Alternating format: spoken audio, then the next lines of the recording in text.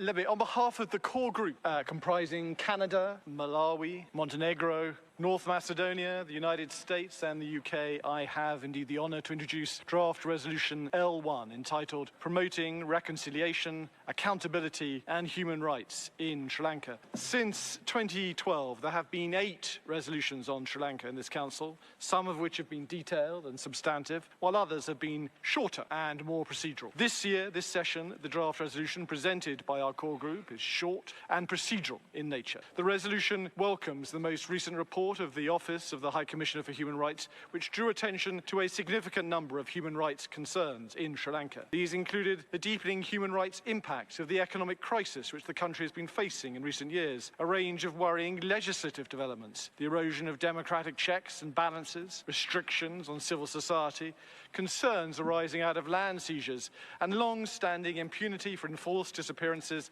and other high-profile, emblematic cases affecting people from Sinhala, Tamil, and Muslim communities. Our draft resolution seeks to extend the Office of the High Commissioner's work on Sri Lanka for a further year, and that work has 2 key elements. The first is the Office's reporting to this Council, which I hope provides a hugely valuable, objective assessment of progress and of challenges, as well as recommendations for both the government and the international community on steps to address those challenges. The second element has been labelled by the Office of the High Commissioner as its Sri Lanka Accountability Project, through which the Office has been collecting, analysing and preserving information and evidence of gross violations of human rights or serious violations of international humanitarian law in Sri Lanka. The ultimate aim of this work is to combat the long-standing impunity which has prevailed in Sri Lanka for far too long. Monsieur le Président, members of the Council, during the course of this session, Sri Lanka has held peaceful, democratic presidential elections, and it's announced parliamentary elections for next month. We stand ready to engage with the new government